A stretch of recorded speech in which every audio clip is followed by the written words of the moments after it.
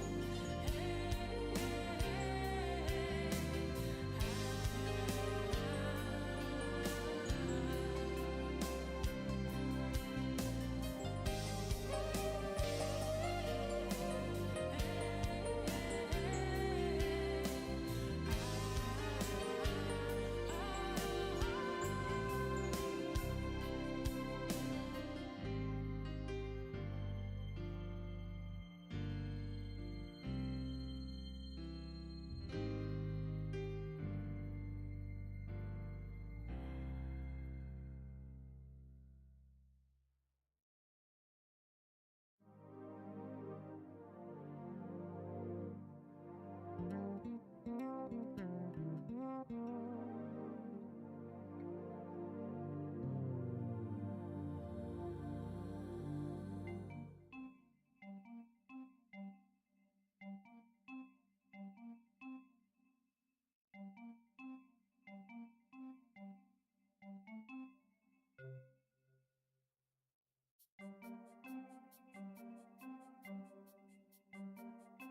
inside the area. That actually makes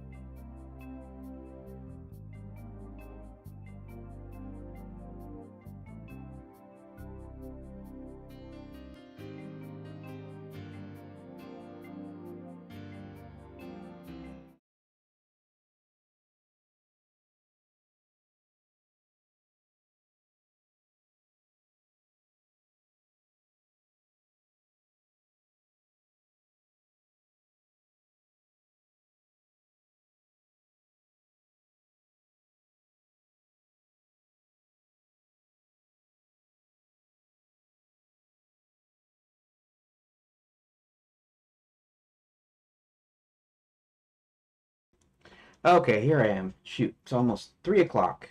I'm not going to get that much done today. Apologies for being so late. What happened was I started streaming earlier and I was running Handbrake at the same time, and for some reason I'm distracting myself with my own audio. I need to mute the audio. Okay, there we go. For some reason, the whole computer locked up. I mean, I was able, with some friends' help, I was able to get it into the terminal, and I was looking, and I think Handbrake was taking up like a lot of time.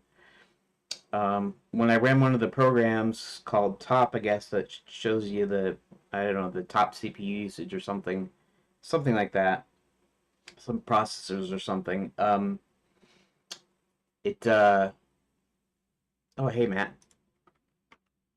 hey, um, it was showing Handbrake using up a lot of the resources. Um, oh yeah, so when I did a couple of things in there, the graphics kind of corrupted a little bit, and that's something that happened in Windows too. The graphics would occasionally corrupt because the card is a refurb. It seems to be working all right, and it seems to work fine. But wondering if it uh, didn't maybe overheat or something, and that's what caused it to lock up. I had eventually had to reboot. So I've been having a lot of trouble lately trying to do anything CPU, GPU intensive or whatever. Uh, I had the latest version of OBS, which is like 31, and it requires at least NVIDIA graphics drivers of like what is it? Is it uh, what are they 550? 550, and I'm running Linux Mint Debian Edition, and there's some hoops you have to jump through to get NVIDIA drivers working in the first place, and because it's release schedule and stuff, it doesn't have necessarily the latest drivers and for my card. Um, so I had to revert back to the older version of OBS, which is what I'm running on now, which is version 30. And so yeah, I was yeah, and then when I came back, when everything rebooted, everything's kind of works fine. I tried to see if I could see my core temps, CPU temperatures, and for some reason the sensors do not show my core, my CPU cores for some weird reason. Some weird obscure Linux thing, you know. It's happened to other people. I've seen. I did some searches online, and um, apparently other people have had similar problem where the CPU cores don't show up, and you like need some such, and you need this other thing. You need to do this, and I don't know. It's a big kind of rigmarole. Uh, like if I was in Windows, I could just download Core Temp and it just works, and you know I don't have to do anything special. Linux is kind of a different beast, I guess. I'm kind of tempted. I'm running Linux Mint Debian Edition 6, and I'm kind of tempted to install Linux Mint regular on here. It would require a few extra things for me to do that. Um, I'd have to, for one thing, I mean, I could install it on my big 8 terabyte hard drive, but it would run slower than on my NVMe. So I probably want to put it on the NVMe, which means I have to find a way of making space on there. I already have my home folder in a different directory, but I'd have to reserve some space for Linux. Then I'd have to install it, and then I'd have to install my other programs and stuff, and then finally find a way of getting rid of Debian. Or I mean, I could leave it on, but if I'm going to use it as a daily driver, I'm not really interested in distro hopping that much, and it sounds like regular Linux Mint would probably give me a better experience than Debian Edition, because I already had to do some goofy stuff just to get drivers and stuff working, and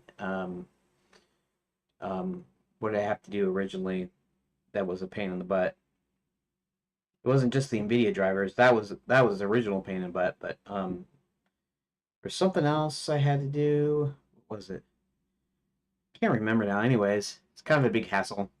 So, uh, yeah. So I started way late, and like I said, now I only have an hour or so.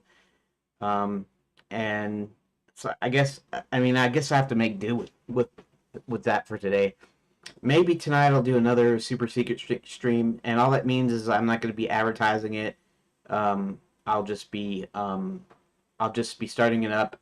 Might mention it in IRC, but other than that, I'm not gonna put the link up anywhere, and I'll just do it. And um, I don't know. Maybe it'll have to do with my game, and maybe it will be with editing because I've got still got to catch up on these updates. So, anyways, here I am for whatever time it I got here, and I'm gonna make sure that I don't run anything intensive. Like I don't render anything in Blender, and I don't render anything in Handbrake or render anything in anything. Just I can mess with Redot. It doesn't take that much resources like Godot doesn't, and just basic browser stuff. Uh, text program stuff like that. Recent timestamps. That channel lens notes. Here, let's turn that on. Of course, this is my big, huge notes file that I put all my notes in. But right now, when I'm doing the plot outline, I'm actually using the NVIDIA. What am I saying? NVIDIA. GitHub GIS. I'm using the GitHub GIS. I guess so everybody can look at it. I don't know. I mean, I'd be happy doing Pastebin, but this at least allows me to look at previous changes or whatever. And to me, it doesn't matter that much because all I do is I put it in a document, and if I need to revise it and I want to keep the old one, I'll just put a new section with the new one on it. So it's not really a big deal there.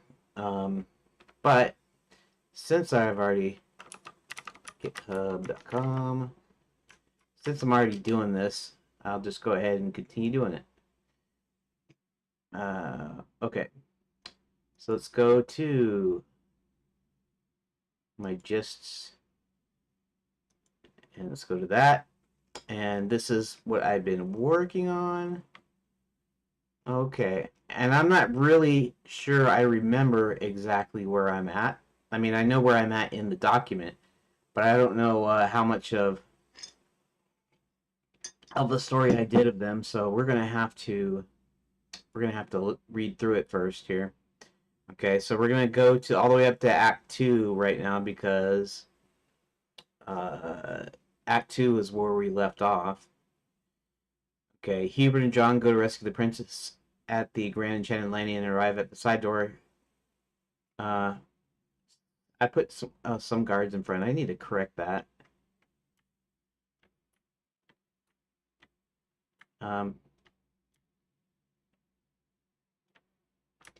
Wanted to say instead of rescue the princess, it's gonna be well. Really, I actually got to go through and kind of I got to streamline these anyways. But I'm gonna go ahead and just streamline this one thing, and because I got more stuff to insert, and I'd rather insert junk first and then revise it afterwards. So we'll just do this one line because it just doesn't look right. John, go to the Grand Enchanted Hotel and arrive at the side door with some guards in front. Okay, that's alright. Hubert casts a spell which doesn't work at first and then gives the guards the illusion of a large wagon with food. As they go to the kitchen, they find a secret passage into the wine cellar. John clocks the guard that's watching the princess with a heavy wine bottle. They try to walk out the side doors calmly and slowly, and then someone yells, "She's escaped."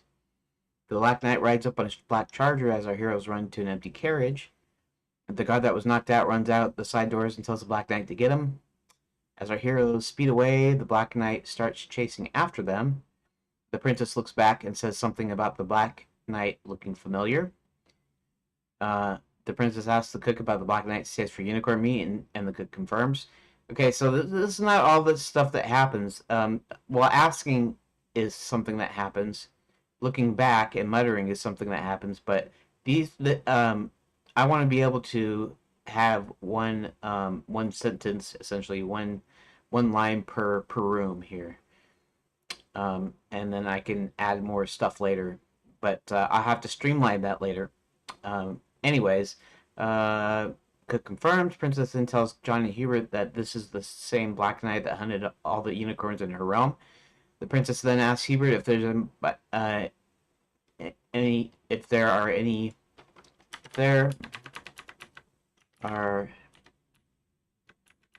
unicorns around. Hubert replies that this same Black Knight hunted their own unicorns, and he hasn't left yet, meaning he's still there for some reason, right? They don't know the reason. We know the reason. The reason is that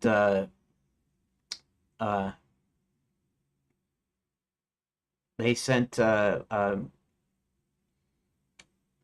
Violet actually is the one that enchanted Sir William and turned him into a unicorn.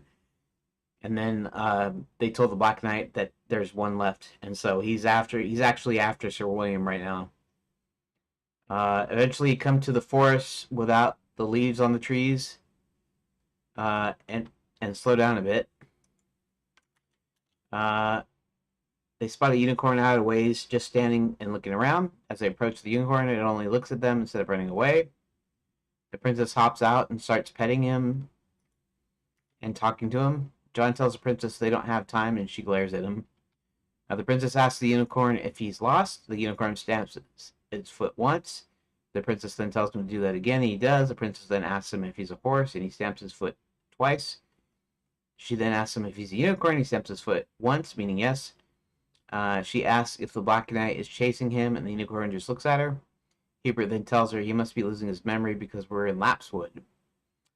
So Karen tells Hubert to use his magic, and he replies half of his magic was stolen. Hubert tries anyways, and before long, the unicorn is able to talk to them in human speech.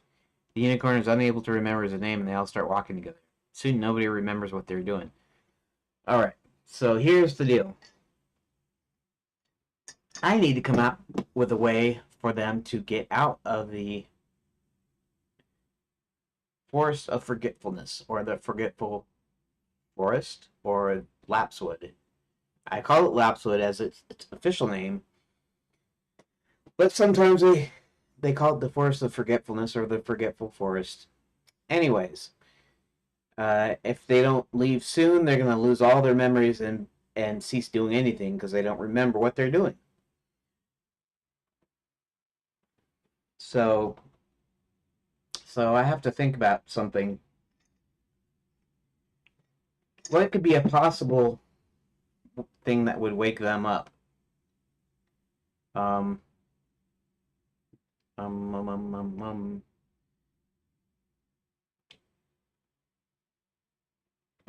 Okay, let me do something real quick. Hold on.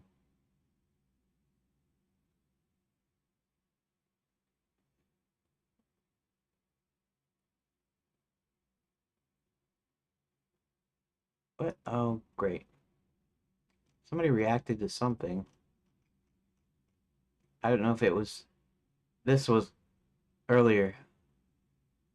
So somebody else... Oh, in Redot, right? In Redot. Somebody just... Oh, somebody reacted to a like to my stream. Anyways, thanks for that like, random person in Redot. Let's see what it says here. And endeavors, I guess. Thanks for that reaction. Okay, so I need to think here. This is the kind of the problem with streaming this part, because I could just sit here and just kind of be silent, or I could just talk and talk about nothing. And it's obvious we need to do something. This is very important. They need to get out. In The Wizard of Oz, what happened when they fell asleep is that Glinda the Good Witch of the North started making it snow and woke them up.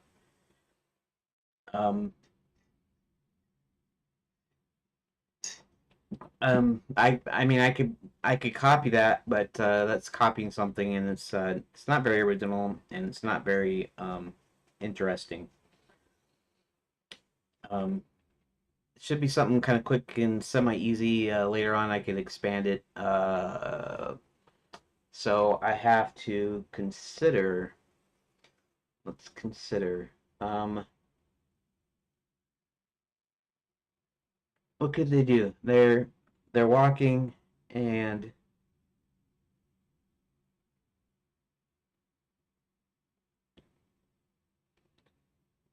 they could try to get Hubert to cast a spell. Now he might forget that he's a wizard. Um, yeah, he needs a halfway wizard, so he's going to use his magic, and it's going to be only part. It's only going to partly work, but it might be just enough to get them out. So the question is, then, if I do that, what do I do? Because what's going to happen here is the only thing I could think of is he's wearing a pointy hat, which is like standard wizard issue, blue pointy hat. I know Gandalf wore gray, and it was somewhat pointy, anyways. But he's wearing blue, and he's wearing a pointy hat, so that must mean he's a wizard, and so they can tell him that. Um, you're dressed like a wizard, so you must be a wizard, right?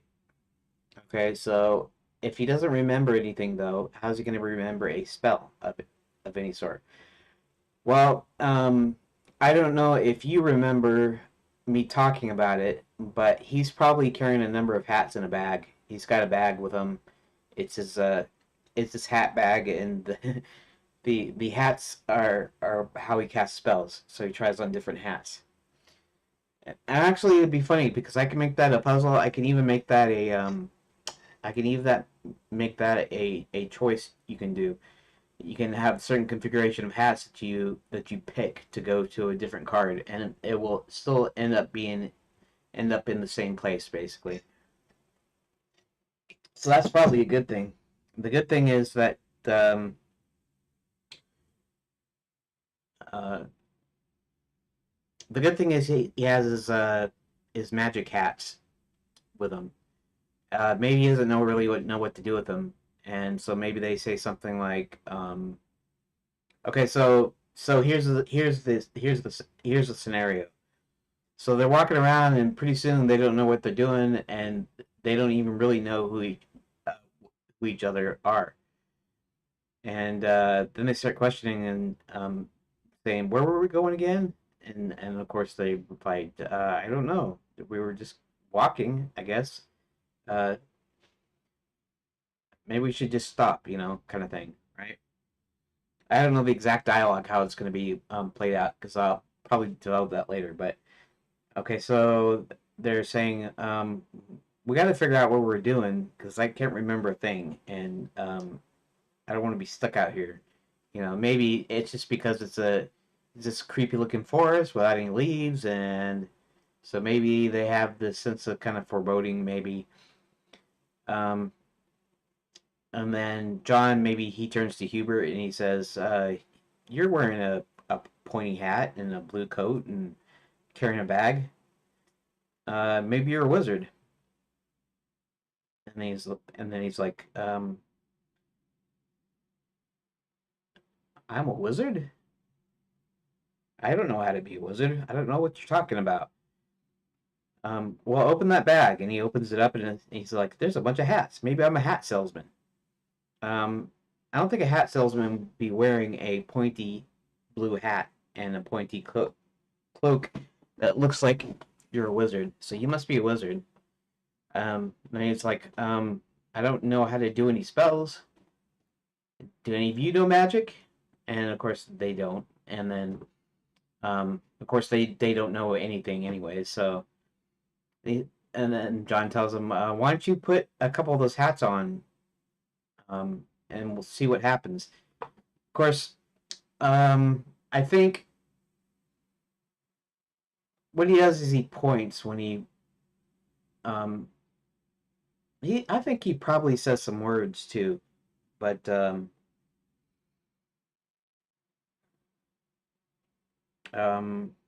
yeah, I'm not sure. It's like, here, let's go check. Oh, I should probably make sure that I'm on desktop. You're probably looking at my webcam, so you probably weren't. It doesn't really matter though because I wasn't typing in anything. But let's go and let's go look up the word hat. Hat? No. Edge case. See if I can do this. Probably won't find anything, right? Because it's not text. Hat. Okay, find.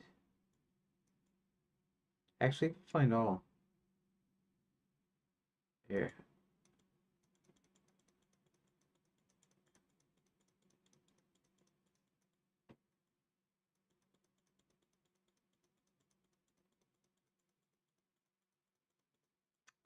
Okay, let's not do that. Let's type in spell. I didn't change it, did I? I guess not. Spell. Okay. Maximilian spell, that's okay. Spell. Spell.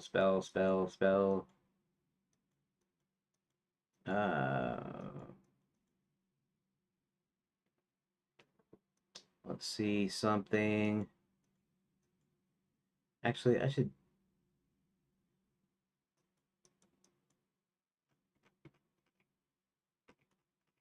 All right, let's do this. I think I'll attempt to conjure up a wagon, pulling out several hats from the bag, put them on in particular order. Then he bend his sparkle. After wiggling his fingers at the guards, he began to converse with them. Okay, so he doesn't have to actually do any special words, which is kind of good. Which means that. Okay, so it says try on some of those hats, and I don't know, wiggle your fingers or something. So he puts on the hats in a certain configuration, and he starts sparkling because that's kind of what it does.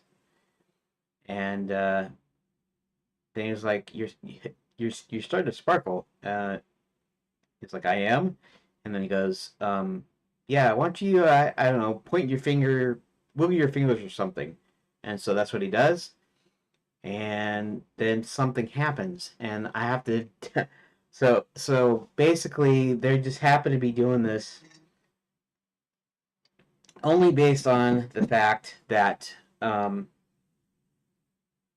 he's wearing the wizard cloak and the wizard hat, and he's got a bag full of hats, and they're telling him to put them on just to see what happens. And when he starts glowing, and they just happen to tell him to wiggle, and then I guess I don't know. He's got to somehow he's got to come up with something. Um,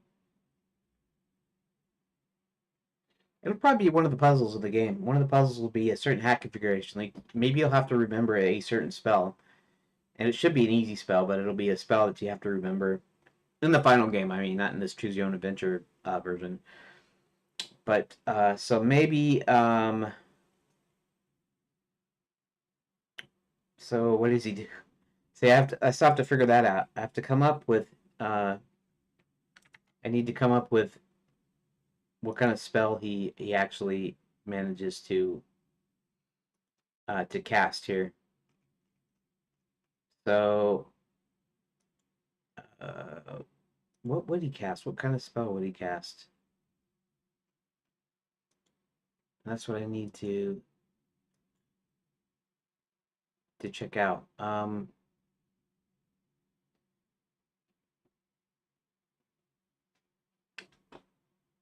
uh, uh, Maybe there's a memory spell. But he doesn't know. He doesn't know any spells. All he does is he puts them on, and we presumably he's been a wizard for a long time. He's got that big old spell book back at his house, and he knows plenty of spells. So, um, and maybe I'll have to come up with the wrong spells at first. Um, but what would be ideal? I guess what would be ideal is a memory spell. They remembered stuff. They could do a thing where it transports him somewhere. Um, could be that. You know, the one place we haven't been yet, uh, because nobody's been there yet, and because I haven't really introduced it yet. So far, they've been using Scarborough Fair Chicken as a base, and went to the Grand Enchanted and the only other hotel that's open is the Count's Bats in the Belfry Hotel. I'm gonna say motel. I realize that motel is like motor, like a motor hotel, a mobile hotel. I don't know. Actually, let's look that up here. Let's look that up. Make sure. Hold on a sec. Okay, make sure I'm on desktop. Um, where did the name motel come from?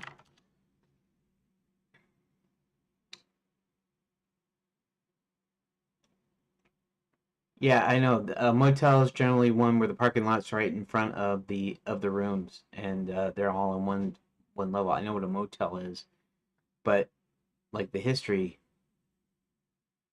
Uh, let's see if this will tell me. Uh,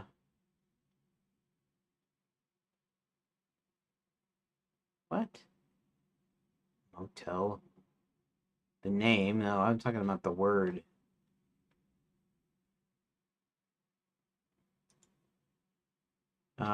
Is a blend of motor and hotel. Originated in the United States in the early 20th century, around the 1920s, as automobile travel became more popular. Motor hotel, basically. Provide convenient accommodation. You know what? This is not in times of yore, even though the kingdom is more like medieval like. B, what did I say? One or A? A, one, B, D, Roman numeral 3. Um, so firstly, this is not in times past. This is in modern times. I mean, you can say, I mean, I can place it at any kind of time period, but semi-modern time period for one thing. Second thing is they have all modern conveniences, kind of, but based in magic. So you got two-way magic mirrors. You got light being provided by the Quicksilver. You have certain things that like that are like modern conveniences, that are like magic, right? And then so basically, maybe you have a motel, and a motel has a place with like a bunch of coaches and stuff in it.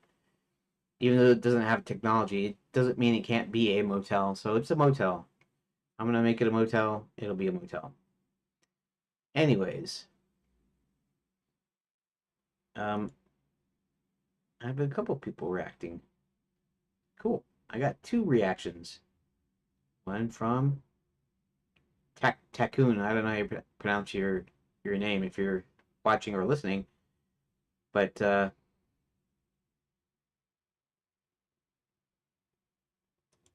thanks for the positive reaction. Okay, so we're not worrying about that. It's called motel because I've decided it's going to be called motel. All right. Okay, so basically, the Count is an old friend of Hubert's, and he's got um, a motel called the Bats in the Belfry Motel. Um, well, actually, I mean, it could we could go back to making it a hotel. Bats in the Belfry Motel just sounds cheap, and it sounds funny, and it sounds uh, I don't know. more appropriate. But and really, it's supposed to be kind of themed, kind of scary themed. You know, it's not really scary, but it's sort of like that, right? And like a haunted house kind of vibe. Even though they're really very friendly, and the county's actually a good guy, so he's not evil or supernatural, whatever. Um, but he is a vampire, so there's that. Um, I don't know. Maybe we'll make it a hotel. Maybe we'll make it a motel. I wanted to make it a motel before, but maybe it'll be the Bats in the Belfry Hotel. Anyways, so that's the one place we haven't been, that I wrote up because that's where the count lives, and where he operates as a business.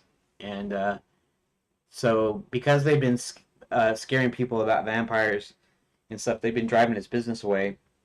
Plus, they hunted down his family and his people. So he's like the last vampire left in Enchanted Lands because of what the bad guys did to him. And so he's trying to run his little hotel, and and we haven't been there yet, but we know the count, right? Um, so let's make it to where the spell is maybe uh, the spell is some sort of teleportation spell. Okay. Um, yeah, but we still have the issue of he has only his partial magic, so it might only take him part way there. Maybe that's the point, though. Um,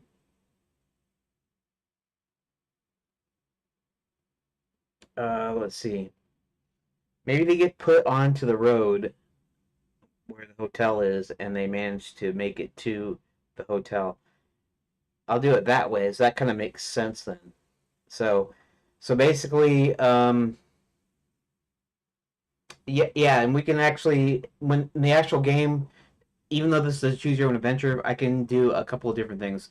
One is the teleportation spell, right? But it only takes them partway there.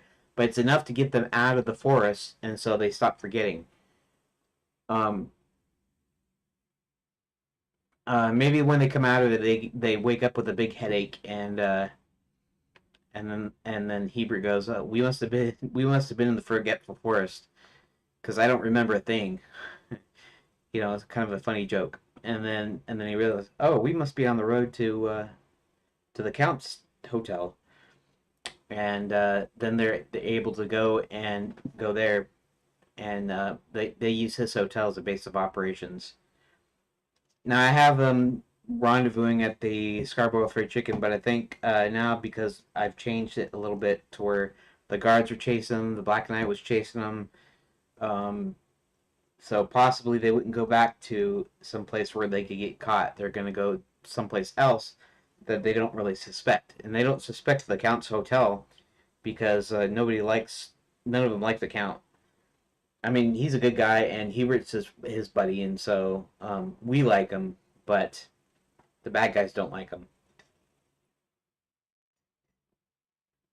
In fact, the villains are the ones that hunted his race down.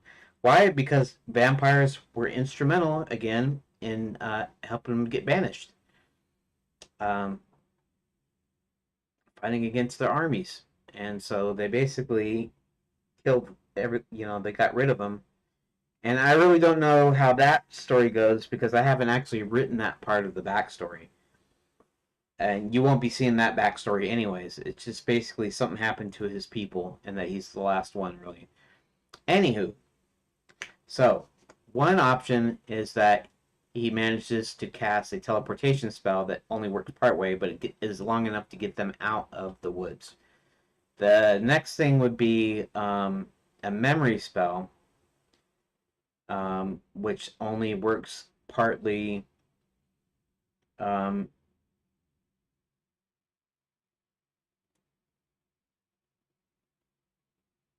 a memory spell. Maybe they remember. Maybe they remember a little something. Maybe they remember their names. Um, and they remember part of what they were doing. They were going. We were going to go somewhere, weren't we? You know, like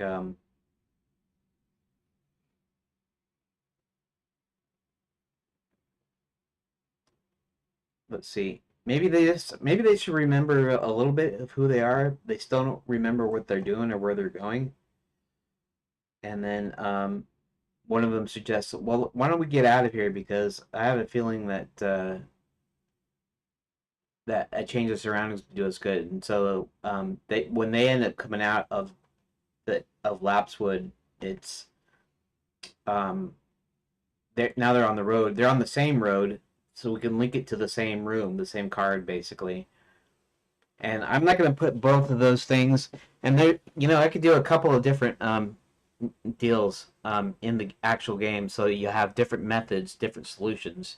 They all kind of do the same thing, though. Basically, they basically get them out of the forest there. Maybe they just remember that they were walking somewhere, and that now they're all stopped. So when he does a steal, they kind of remember their names and they remember that they're going somewhere, right? Anyways, so we'll do something like that. So um,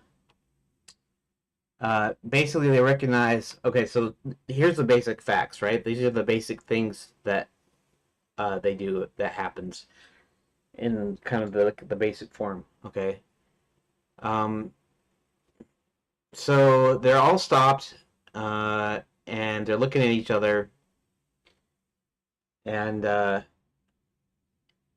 John mentions how he's wearing wizard's clothes, and then Hubert um, says he doesn't know if he knows any spells, and then he sees him holding the bag, and he says, "Look in the bag."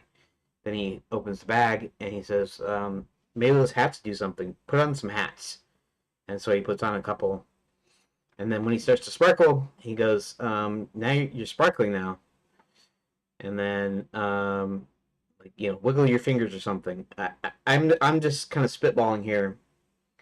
It's not like I or anyone would come up with something like wiggle your fingers, unless that's how wizards work, right?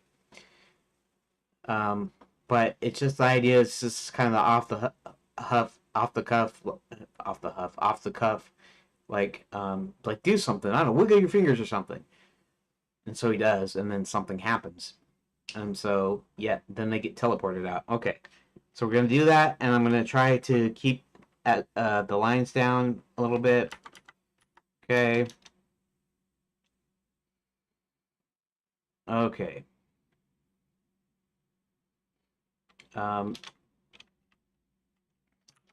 John notices Hubert wearing lizard garb, and um, suggests he's a wizard and should cast a spell or something.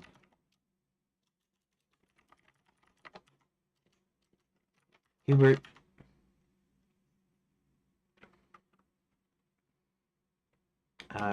reaches into a bag and pulls out some hats and puts them on. John then suggests he wiggles his fingers or something, and Hubert does.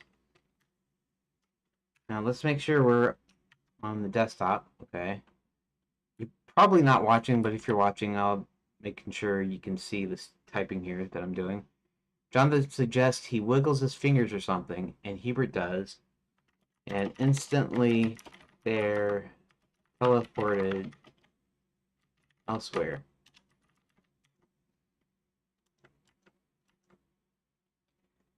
Okay. Now at this point, um, see, at this point I would have found a way of switching scenes. Roland might go to SFC because that's where they're supposed to go. I'm not sure if... okay. Scarborough Fair Chicken.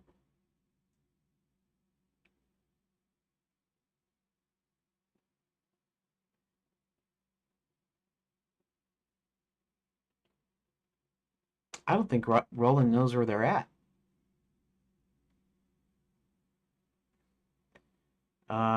Yeah, let's see something here. I'm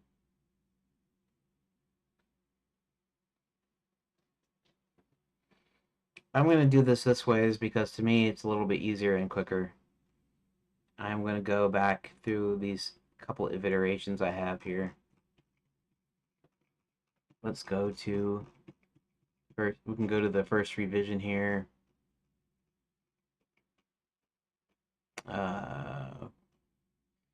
Let's see.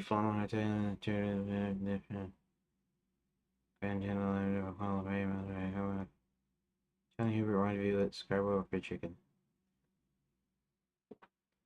Okay, so this doesn't really tell them how they know. Well, Hubert knows where Scarborough Fried Chicken, so that makes sense. They decided to find Princess. After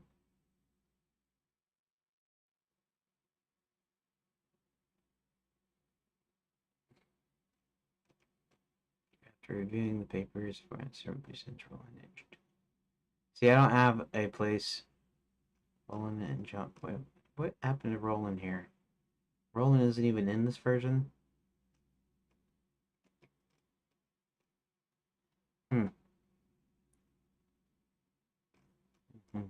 Okay, let's go to the next revision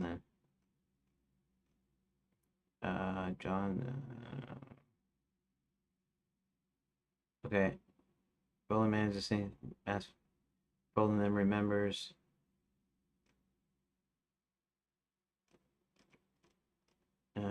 Go ahead and start talking about what they're doing.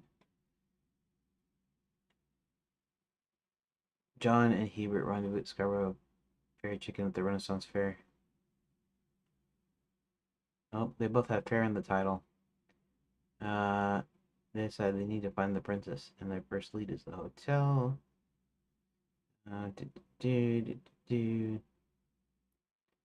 Roland rides the SFC. So I didn't really have a way for Roland to find them because he's supposed to find Hubert, and he doesn't have a clue of where to look. Okay, we're gonna do this a little bit differently. We are gonna go back. Scarborough Fair Chicken's still gonna. Okay.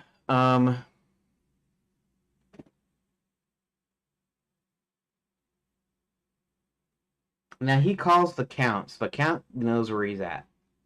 Okay.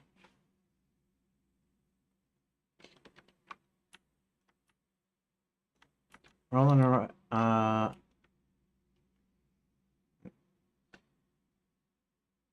Where would Roland look? Would he just automatically go and look in SFC? I mean, who would he ask? Who would he talk to? If there anybody he would talk to?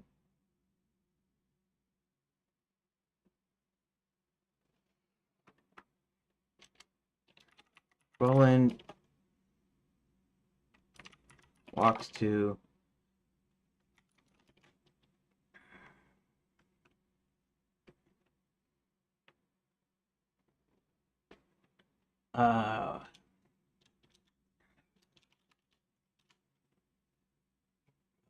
okay. Roland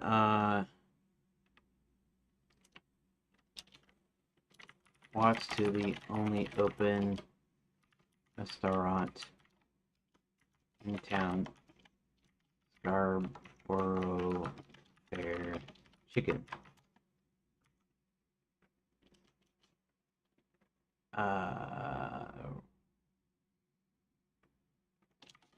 Roland sees a vampire sitting at a table. and Roland asks, looks around and starts asking about Hubert.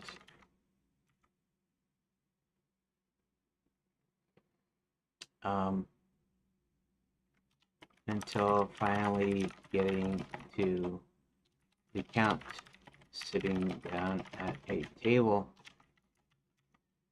Roland asks the Count if he has any idea where Hubert is.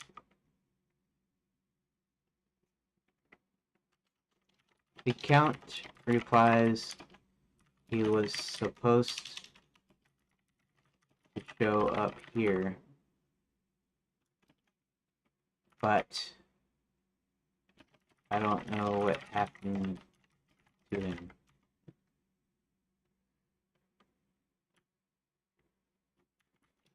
It doesn't know what happened to him. Okay. And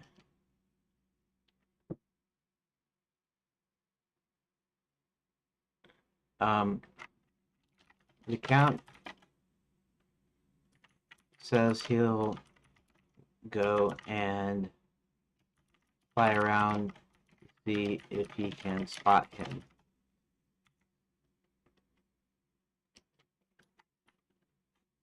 Roland sits down at the table as the Count turns into a bat and takes off.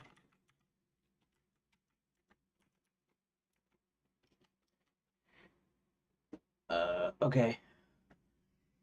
That's actually a lot of words. So, that's actually a lot of words. So, I'm really gonna need to work hard on streamlining this thing. Okay. When he gets back, he tells.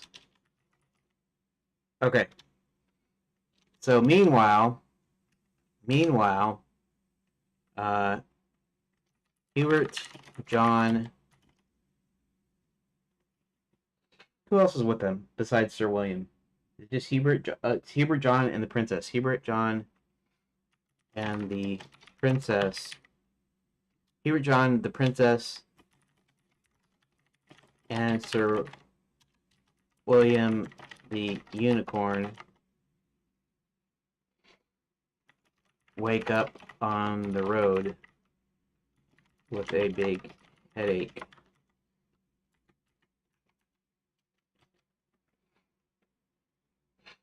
Hubert mentions they must have been in Lapswood because of the splitting headache.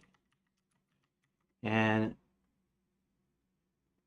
I'll combine that. That's pretty easy to combine, but I'm not going to worry about that just yet. Hubert then notices they're on the road to the bats in the belfry. And we'll just do one thing here.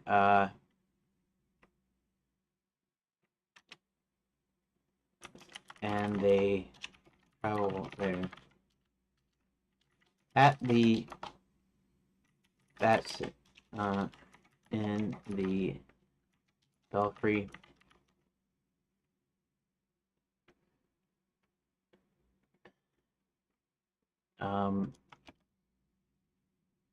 At the bats in the belfry, Hubert dings the bell loudly a few times. The Count, as a bat, comes right in and materializes in front of them.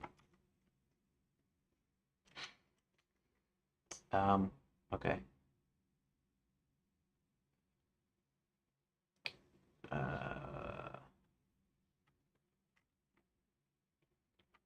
Hubert mentions they had a bit of trouble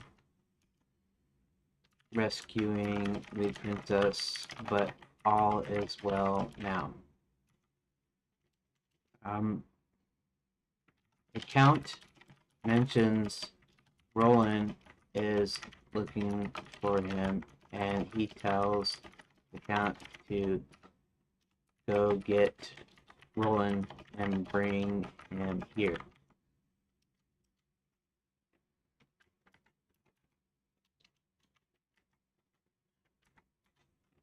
Once there, Roland tells him there's going to be that there are slaves working Max's Quicksilver mines in the Gnome Kingdom.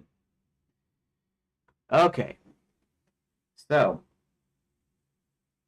let's go ahead and update that.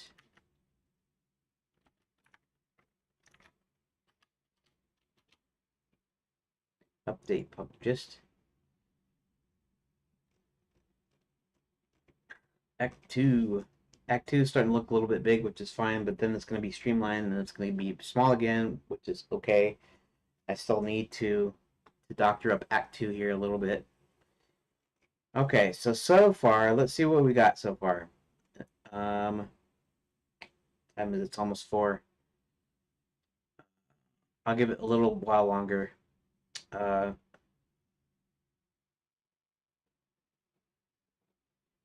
Oh, they have to turn Sir William into... Oh, that's right. Then they ask Sir William who he is, and so he's going to talk to them, I think. All right. Actually, I don't really have anything for Sir William to do from now until he gets turned back into a human. So, I'm not really sure if there's anything Sir William's going to be doing for a while. So I'm not sure. But, okay, so here's Act 2. And where we're at in Act 2. Okay. So, Hubert and John go to the Grand Enchanted Landing Hotel and arrive at the side door with some guards in front. Hubert casts a spell, which doesn't work at first. He then gives... Actually, maybe I should start recording this as I go through it. I'll do that. I'll do a little recording here. Hopefully it'll work fine. It may or may not, but we'll see. So, alright. So far, now I've finally gotten Hubert, John, the princess, and Sir William the unicorn out of the Forgetful Forest, or Lapswood as it's called. And here is what I came up with. So this is the starting of Act 2. Hubert and John go to the Grand Enchanted Landing Hotel and arrive at the side door with some guards in front.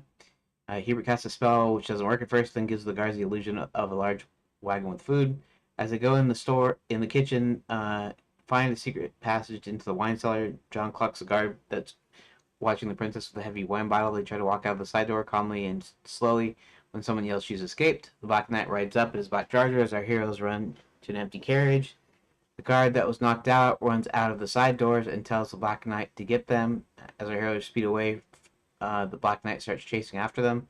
The princess looks back and says something about the Black Knight looking familiar. The princess asks the cook about the Black Knight's taste for unicorn meat, and the cook confirms. The princess then tells John and Hubert that this is the same Black Knight that hunted all the unicorns in her realm. The princess then asks Hubert if there are any unicorns around. Hubert realizes that this is the same Black Knight that hunted their own unicorns, but he hasn't left yet. They eventually come to the forest without leaves on the trees, and slow down a bit. They spot a unicorn out of ways, just standing and looking around. As they approach, the unicorn only looks at them instead of running away. The princess hops out and starts petting him and talking to him. John tells the princess they don't have time. She glares at him. The princess asks the unicorn if he's lost. The unicorn stamps its foot once. The princess then tells him to do that again, and he does. The princess then asks him if he's a horse, and he stamps his foot twice. She then asks him if he's a unicorn, and he stamps his foot once, meaning yes. She asks if the Black Knight is chasing him, and the unicorn just looks at her. Hubert then tells her he must be losing his memory because we're in Lapswood. So Karen tells Hubert to use his magic, and he replies half of his magic was stolen. Hubert tries anyways. Before long, the unicorn is able to walk to them in human speech. The unicorn is unable to remember his name, and they all start walking together. Soon nobody remembers what they were doing. John notices Hubert wearing a wizard garb and suggests that he's a wizard and should cast a spell or something. Hubert reaches into the bag and pulls out some hats and puts them on. John then suggests he wiggles his fingers or something, and Hubert does, and instantly they're teleported elsewhere. Roland walks to the only open restaurant in town, Scarborough Fried Chicken. Roland looks around and starts asking about Hubert until finally getting to the Count sitting down at a table.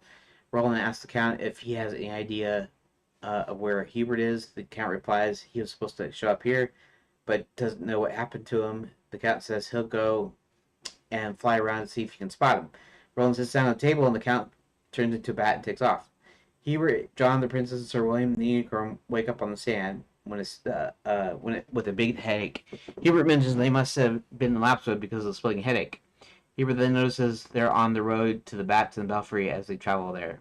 At the Bats and Belfry, Hubert dings the bell loudly a few times. The Count, as a bat, comes right in and rematerializes in front of them. Hubert mentions that they had a bit of trouble with the rescuing process. Sorry, I'm like falling asleep here. Hubert mentions they had a bit of trouble while rescuing the princess, but all's well now. The Count mentions Roland is looking for him, and he tells the Count to go and get Roland and bring him here. Once there, Roland tells them that there are slaves working Max's Quicksilver mines in the Gnome Kingdom.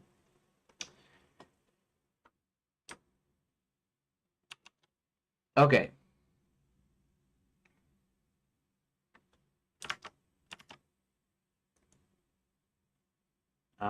Okay, so that is where we are right now.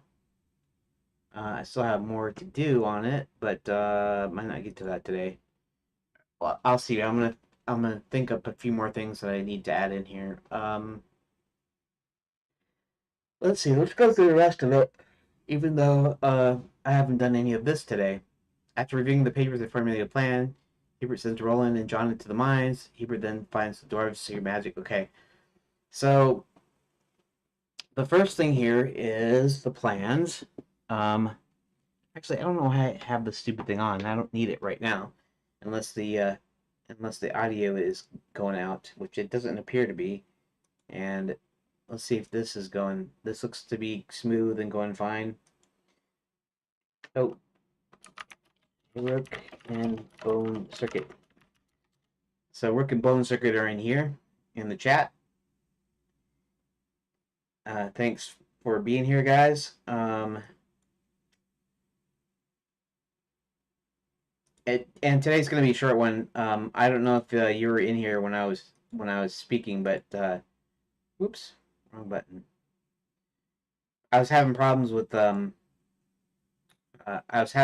lockup for some reason. I got computer freeze up. I had to reboot, and I was trying to find a software that would show me the CPU core temperatures, and I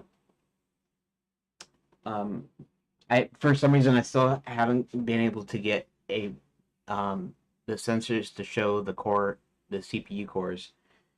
And running Linux Mint Debian Edition, which is Debian 12 Bookworm, even though it's Mint, and had some driver problems and some few other weird problems. So today it wasn't even because I wasn't ready. It was just because I'm having hardware problems.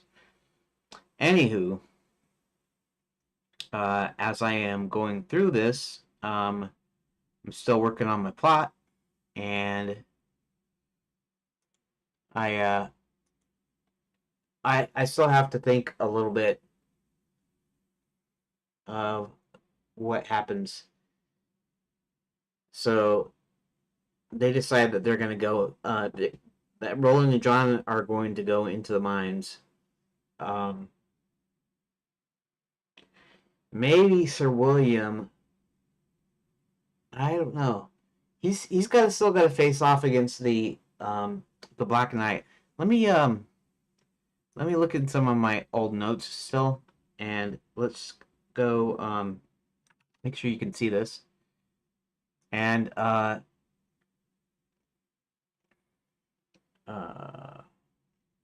Sir, okay. Oh, this stupid thing. Here. Okay. Let me look up Sir William here. Sir William. I need to find out if I wrote anything for Sir William. Cancel, wrong button. I gotta maybe change my keys. I'm using the Windows key, which they call Super here in OBS, or on a Mac would be like Command or something. Um, but yeah. Um,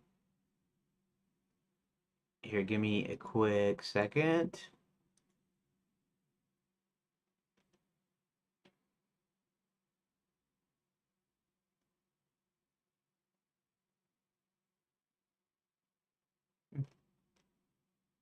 Genre setting, character profile.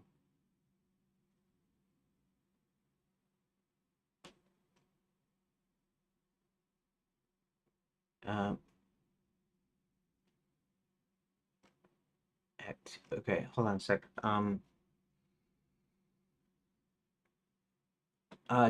Just give me a second. Circobone is showing me something here, and let me read it. I'm just not gonna put it on the stream, so you'll just look at my face here for a second while I'm reading. Mm,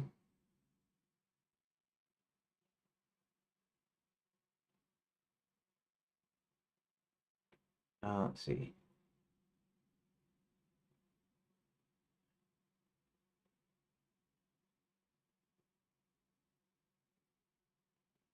Hmm.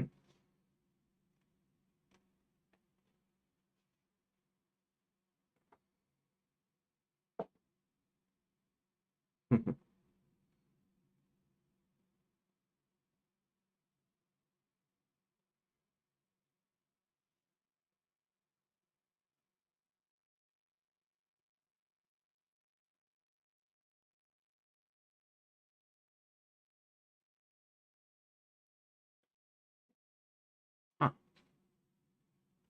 That's cool. I like that.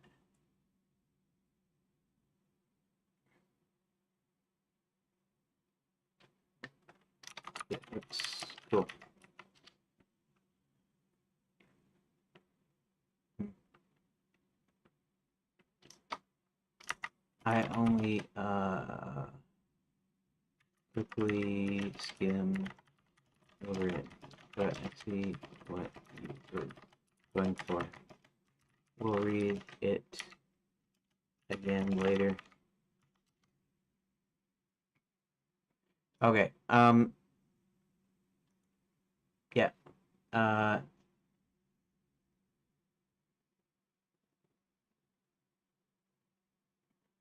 Yeah. Bone Circuit.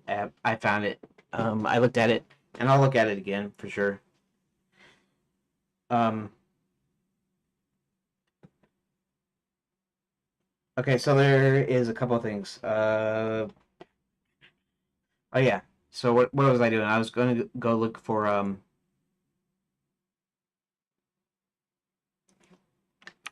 yeah.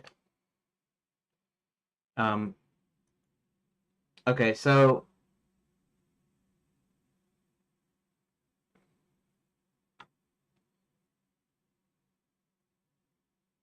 what am I looking for? Okay, that's what I'm looking for. Gonna Control Z here.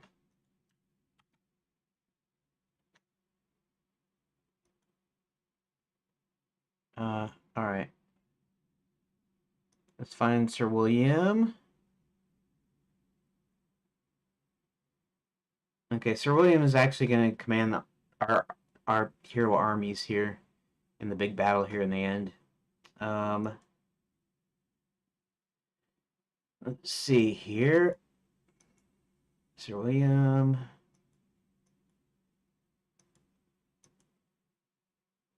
Okay, this is one of the plot outlines. She kept him trying to communicate.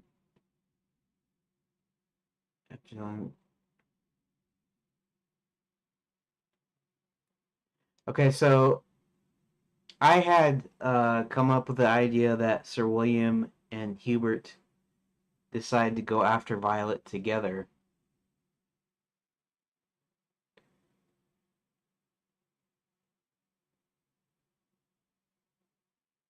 Let's see something here. They go. Okay, so yeah, let's go back to my plot outline here real quick. Oops. I was trying not to show. It was just in the stream. I was trying not to show his text there. Sorry about that. Okay, so okay, bring him here.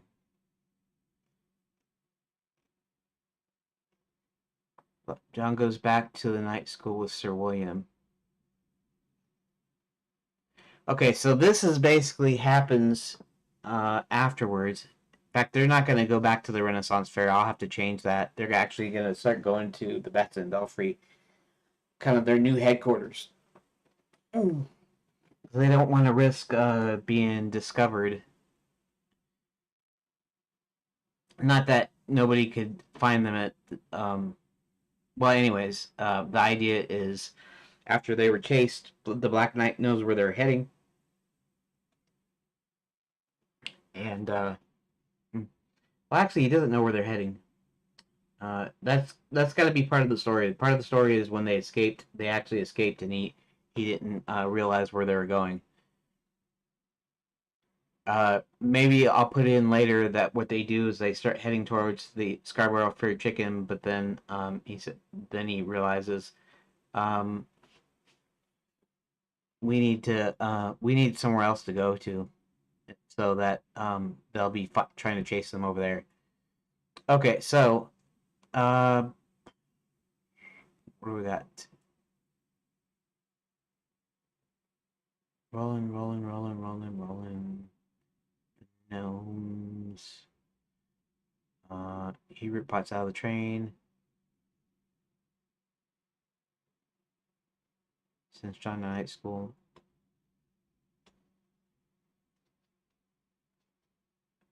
Goes back to the night school. Sir William, a lot of nights are nights in training. Listen to what Sir William has to say. Mm-hmm. Okay, so what we're going to do is we're going to add a little bit of extra here. Wait. I have to see when he confronts the...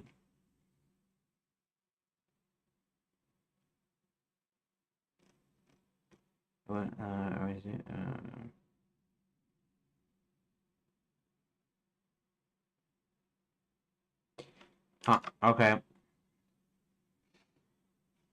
I have to come up with a new plan as far as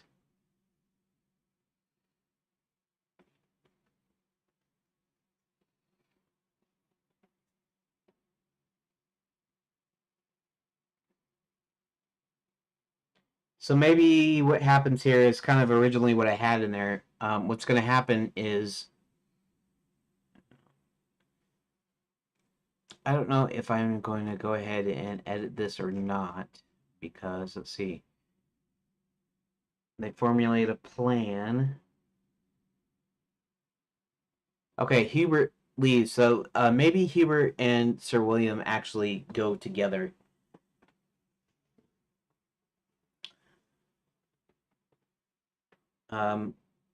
Magic focusing disc. I wasn't planning on having him do that because he's got his partial magic, but maybe that's what he does. He asks Sir Roland if he can ride him because he's a unicorn and he can saddle him up, and maybe Sir William reluctantly agrees, and then they both take off to the point. The point was going to be okay. So the castle's in the clouds, and so basically he was going to use this deal. He was going to teleport himself to the fact, you can use the same spell that you used to teleport him out of the Forgetful Forest. And so what happens is, okay, so what was going to happen is he was going to teleport himself to the castle, but of course he only barely makes it because of the dwarves' magic focusing disc. They actually construct a lot of magic stuff because Quicksilver is magic. Is a magic war, and so he's got this focusing disc, and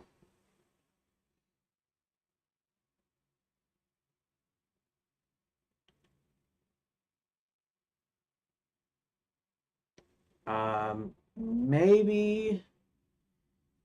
Okay, so maybe I should do this a little bit differently. Um,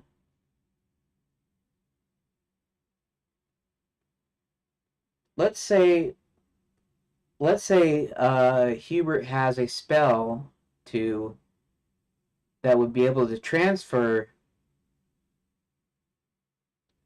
that would be able to change Sir William into a giant bird. And what ends up happening is because it's only partial, instead he gives Sir William wings. So now the unicorn, he's a flying unicorn. Now he's a flying unicorn, and because the magic's only working part way. And they figured that they could probably still do it, and if they ride, and so that kind of makes us kind of a sense. So maybe I should add that just before I quit today.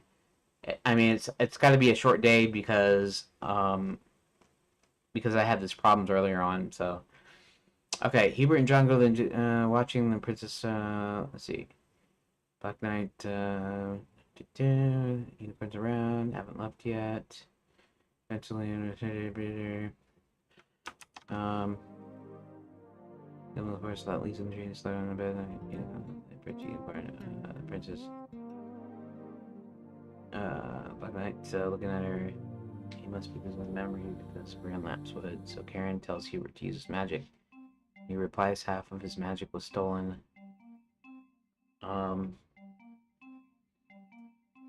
He replies half of his magic was stolen. Talk to them. See, nobody knows. Those guys guess a spell or something. We just pull on the hats, put them on. Guess it wiggles. They instantly teleported elsewhere. Roland walks to the city. Scarborough Chicken looks around, asking about Hubert until finally getting the cat sitting down at the table. Roland asks the cat if he has any idea. He's supposed to show up here, is it? The cat says so. Go and fly around and see if you can spot him. Roland sits at the table. As the cat turns into a bat, takes off. She's wake up on the road with a big headache. Hubert mentions they must have been in Lapswood because of the splitting headache. Hubert notices they're on the road. The bats smell free. They travel there. The best and Hubert rings the bell loudly a few times. The cat's bat comes right in and rematerializes in front of them. Hubert mentions they had a bit of trouble. Tells them the count to go bring him here. I thought I had another typo in here. Once there, Roland tells them that they're slaves working Max Quicksilver mines in the Gnome Kingdom.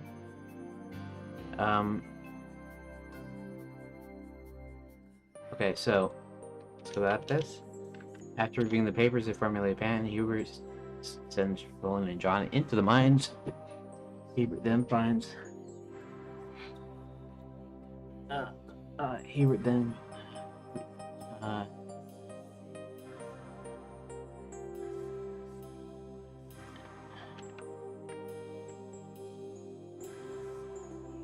Hubert then.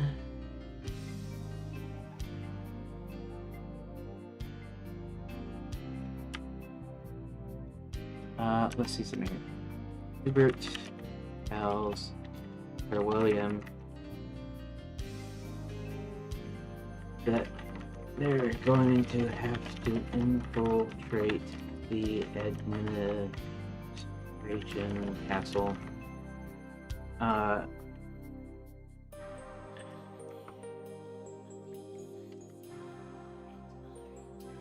He then finds the dwarves' secret magic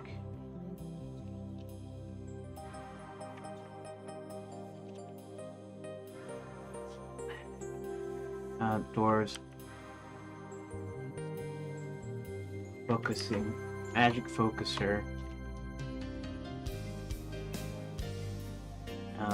The Dwarves magic focuser disc. And then cast a spell on Sir William, hoping to turn him into a bird. Sir William starts growing wings, and then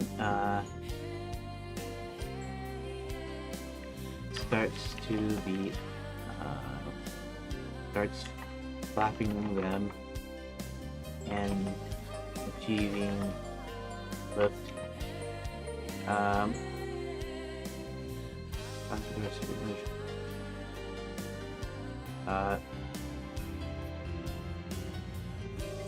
Sir William tells Hubert to hop on and that they'll fly to the castle. Okay. Alrighty, that sounds good.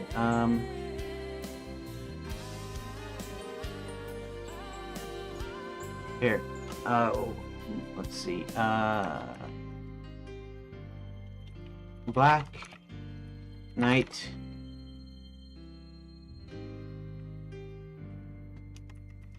Looks in the direction of the dwarf mines and sees a flying unicorn with a lizard atop heading up.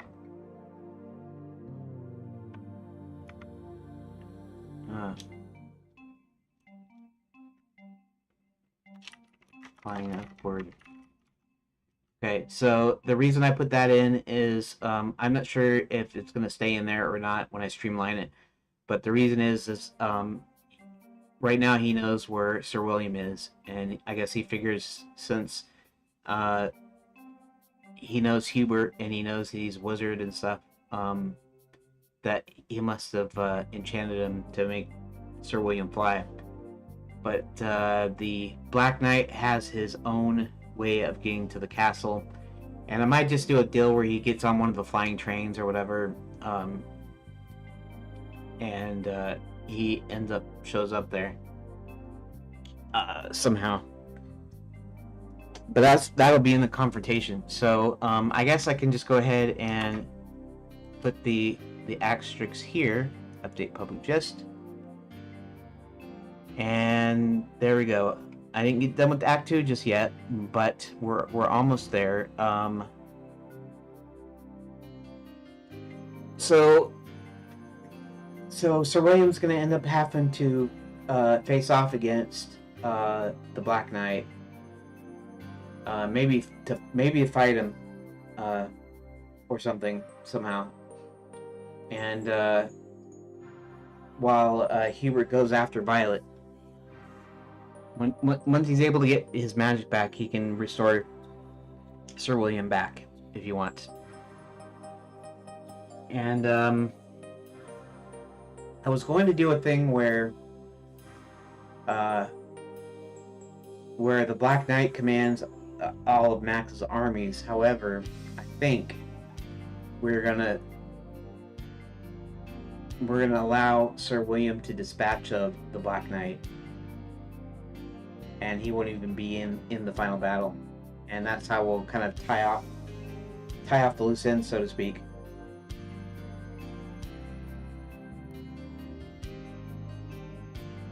Let's see. Let's see something here.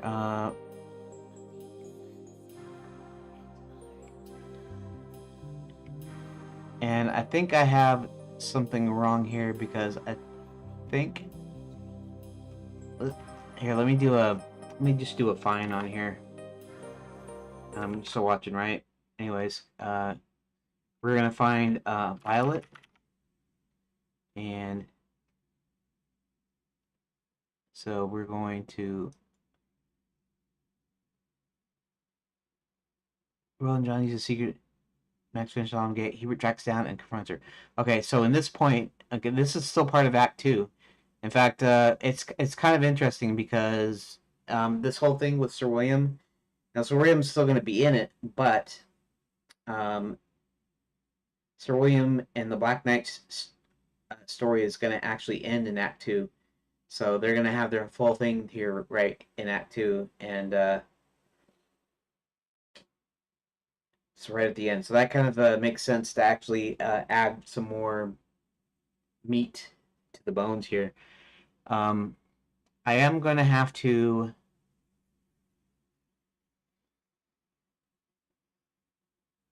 I might go ahead and stream. Oh, I'm not sure if I should streamline or if I should wait until I get the other characters integrated. I have a few more characters that I want in there that are part of the story. And again, I haven't decided whether I want Kurt the Cowardly Werewolf and Red Riding Hood in there or not. Um, I think I even come up with a name for Red. She actually has a her own name. Maybe the idea is that the fairy tale was written kind of after maybe maybe they heard of her real story and they changed the story to what we know in in fairy tale lore or something. But Red Riding Hood was supposed to be recruiting werewolves, and I don't necessarily need her, but I always thought the idea of Kurt the Cowardly Werewolf was kind of funny. We have, I think we got almost all of our good guys. The one we're missing is Chester. Chester's a good dragon. Um, and I'm not even saying along the villains because I got several villains in here that I need to integrate into here also. Although the Black Knight story seems pretty solid here, such as it is, as far as him being in there. But Chester is instrumental in helping to disenchant the rest of the dragons so they can fight for our, our guys. Um, if I decide I want to have even dragons in there, but yeah, Chester in there. Nestor is mean, but he gets turned. He turns into a good guy. Crooktooth is still the bad the bad dragon, the bad one, and so I need to put him in there, and then I need to put a little bit more of the villains in there, kind of what they're doing and what their purpose is and stuff. And I guess I guess I'm almost ready. It's almost essentially almost done here. Uh, that is the deal that has all the elements I want into the story. And then I make sure I streamline it a couple of times, make sure it's good, and then I'll start by trying to generate like cards, locations, and stuff. Maybe what I'll do is I'll start charting it, creating a map, and which I should kind of be doing anyways. But maybe that's what I'll do in soon. I suspect with all the stuff I want to add and the streamlining and everything that it will at least be next week before I finish, and that's let's see, it's Friday. That's Monday through Friday, which is pretty good. That's the end of January. It's the 31st is Friday, which kind of works out as far as I'm concerned. And so yeah, I'm going to attempt to be done with this plot outline on the 31st. At the end of the 31st, on Friday, the end of next Friday, not tomorrow, but next Friday, I'm going to try to be done with this plot outline part of it. And then starting in February, I'll start actually building the cards, and there I'll be actually making the game, right? And I'll put the cards in as and I'll put each choice as a single linear choice, like you're turning the page. instead of actually having a choice to go, and then I'll try to break it up afterwards, and we'll try to do it that ways.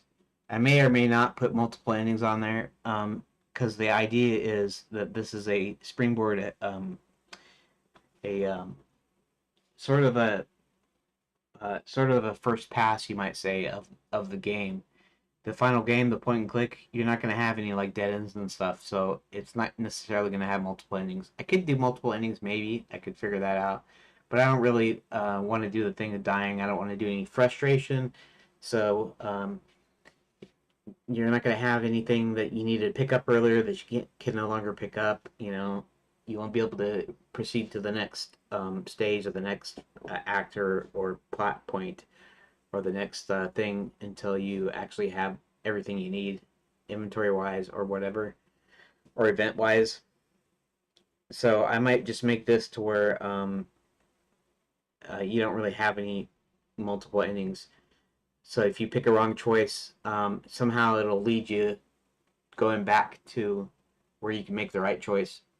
And this is just purely because this is a way to design it. This isn't the final form of the game. The choose your own adventure is not the final form of the game. So I'm still don't think I want to put in any like dead ends or bad endings, a good ending and several bad endings, because I'm not going to have extra endings in the final game.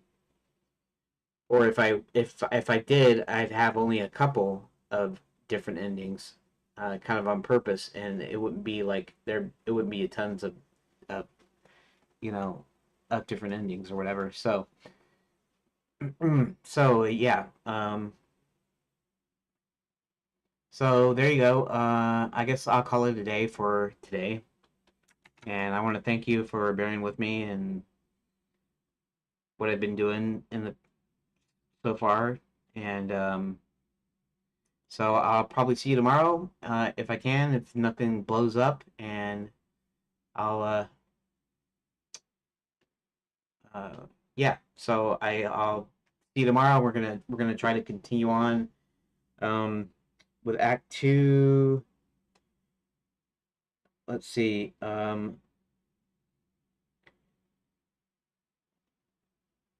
Act Two. He's still got to face off to the Sir William's got to face off to the Black Knight, and so we're gonna have some sort of a battle or something in there to finish out Act Two, and then I can go on to this other couple of characters I wanted to add in their stories and add in their parts and make sure everything kind of connects together. So yeah, so we're still making progress, and that's a good thing, right? So thanks, and I'll see you tomorrow.